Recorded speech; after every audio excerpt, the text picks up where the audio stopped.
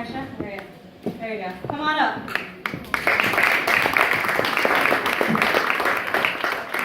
Keisha, also known as Coco, is a district resource personnel, poet, author, illustrator, motivational speaker, workshop facilitator, community activist, passion-filled writer, a mother, a wife, a chef, and veteran. Is proud to own all those labels and titles. She's committed to being the change she wants to see in the world, and she's found her purpose through creative writing and using her poetry and workshops as a platform for community building and self-expression. Her experience with self-care and her health struggles have given her the perspective and courage to rise up beyond the pain and the negativity that can stifle us on a daily basis. So now she's a published poet. Her book, Tears Laced with Fire, is available on Amazon. I added that for you. And she's working on her second book and is the founder of Passion-Filled Writers Workshop series to help other writers and artists. Actually, I'm not the founder. I'm Denise Martin Thompson is, but I'm one of the Passion-Filled Writers this quarter. Okay. All right, so I'm going to hand it over to you, and then I'll have a question for you after you're please stay on the stage. Okay, good evening, guys. Hi. The title of my poem is My Umbrella. A young veteran when it all began. Listen carefully and try to understand. The most unfortunate and devastating day, very hard to comprehend. Chaos in the air, hailing body parts, blood spatter everywhere, fire and smoke clouded the air. How much more of all this terror can I bear? 6 months pregnant and all this madness has now induced an early birth to my angel. Now I have to let all this stress reduce.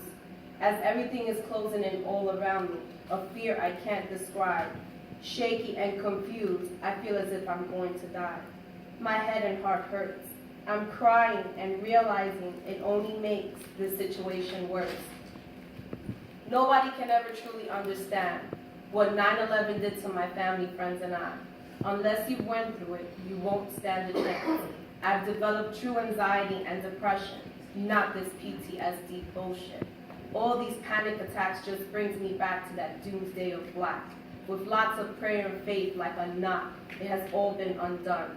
My fears from this day on forward was not being heard, left behind, misunderstood, people laughing and teasing, misjudging accompanied by misunderstandings.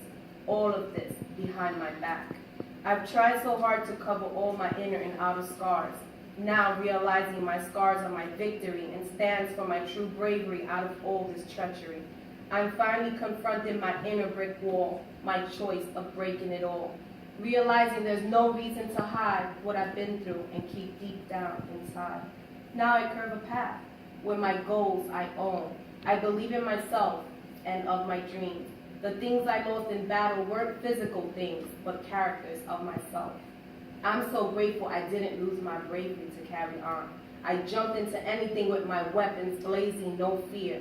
Today I do the same with my next steps because I never lost my most prized possession, my bravery to rise up above it all. Bravery has always been my tool to make the most of my life. My bravery was leaving home, not knowing if I'm coming home, but still keeping faith I'll have a good day. Bravery comes in many forms. It changes forms depending on the situation and circumstances. Being brave is different for everyone. It carries a different face. My bravery wasn't easy. I realized there is no true bravery in pointing my weapon. It's in releasing the trigger. Bravery is admitting to myself that I might have been wrong to assume what I always knew about myself was definitely right. Things might not be about what's actually wrong or right in our world today, but rather what's black and white.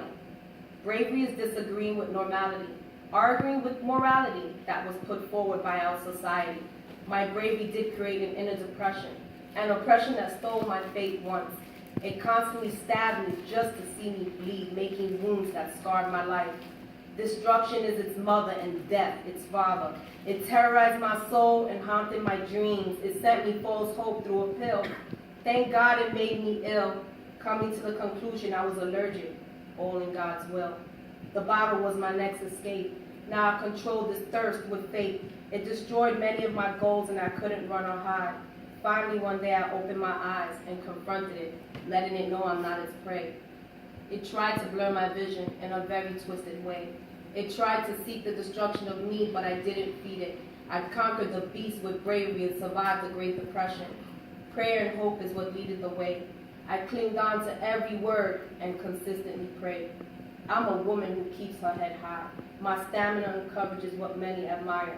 My eyes sparkle with love and care, inspiring happiness and giving support to many. I see no bad people, only people who make bad choices. My struggle, bravery, and wisdom is no surprise. Within my book, Tears Lives with Fire tells no lies. I'm a genuine friend, always offering a helping hand, willing and able to go the extra mile. No one will ever see me quit. Nothing can break me, I was built up. Failure and learning was my test. I'm a part of things bigger than myself. Passion Flow Writers, Women's Edition, Sister Edition, Mother-Daughter Edition, and my Mind Over Matter Edition. What a beautiful composition and transition. Winning is no measure of what I can accomplish. Paying it forward, this no one can demolish. It is all what I can learn, teach, and share. Proving everything in life must be earned, not given without purpose and care. If you want something bad enough, fight for it. Work day and night for it. Give up your time for it, your sleep for it. Never tire of it. If life seems all empty and has no purpose without it, plan for it. Keep being and doing for it. You will surely succeed at it. I'm currently going out, finding intelligent and creative of like mind, seeking out and appreciating the best in others. Always finding I have so many dope and talented sisters and brothers. All of what I do makes me continue to reach out more. This is a challenge for me to reach, showing God was, is, will remain my umbrella in achieving my life success, proving how my bravery and rising up is a good lesson to teach.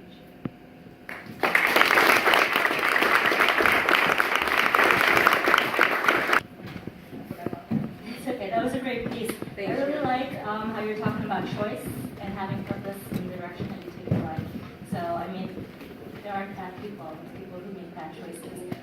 So, every day we choose to help an organization like NYC or to share your experience with people like us, or come to an event like this where you can meet other like-minded folks with amazing talent and learn from each other is a good choice to make on any given day.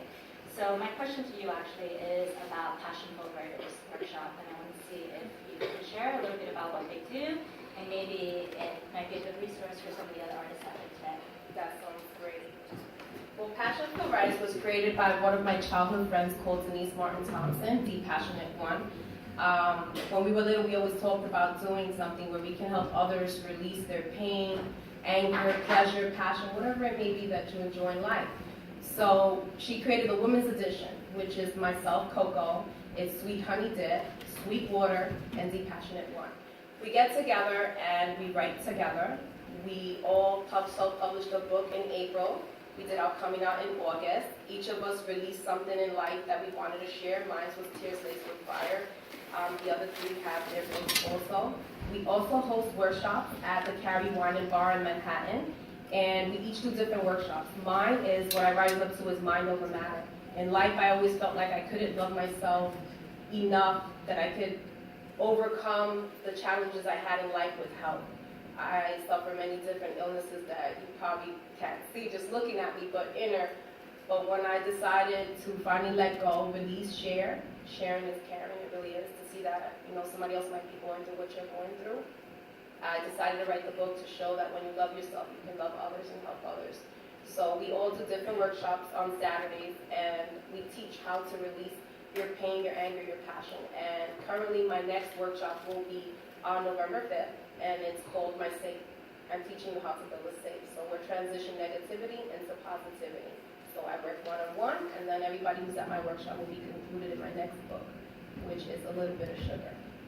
Hashtag Mind Over Matter is going to be the back of the book. So we definitely help a lot of people in a different way other than how Raul and the Promise helps people. We want to see more change in the world, so try to be that change for everybody. Just like she said, nobody's bad. They just make bad choices.